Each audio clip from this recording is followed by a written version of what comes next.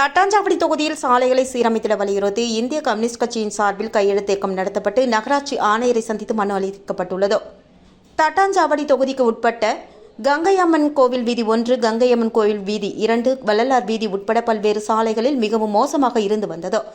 இந்நிலையில் சாலையை சீரமைக்க அப்பகுதி மக்கள் நீண்ட காலமாக கோரிக்கை வைத்து வந்ததை அடுத்து உழவர்கரை நகராட்சி நிர்வாகம் சாலைகளை சரி செய்வதற்கு பள்ளம் தோண்டி அங்கிருந்த வீடுகளில் உள்ள படிக்கட்டுகளை உடைத்து சாலை அமைக்கும் பணி, சைடு வாய்க்கால் அமைக்கும் பணியை கடந்த 3 மாதத்திற்கு முன்பாக துவங்கினார்கள். இந்த பணிகள் முழுமை பெறாமல் கிடப்பில் போடப்பட்டுள்ளது. இதனால் அப்பகுதியில் வசிக்கும் மக்கள் மிகவும் சிரமத்திற்கு ஆளாகியுள்ளனர். எனவே விரைவாக சாலை அமைக்கும் பணியினை முடித்திட வலியுறுத்தி இந்திய கம்யூனிஸ்ட் கட்சி தட்டாஞ்சாவடி தொகுதி குழு சார்பில் அப்பகுதி மக்களிடம் கையெழுத்து இயக்கம் நடத்தப்பட்டு நகராட்சி ஆணையரை சந்தித்து கோரிக்கை மனுவாக அளித்துள்ளனர்.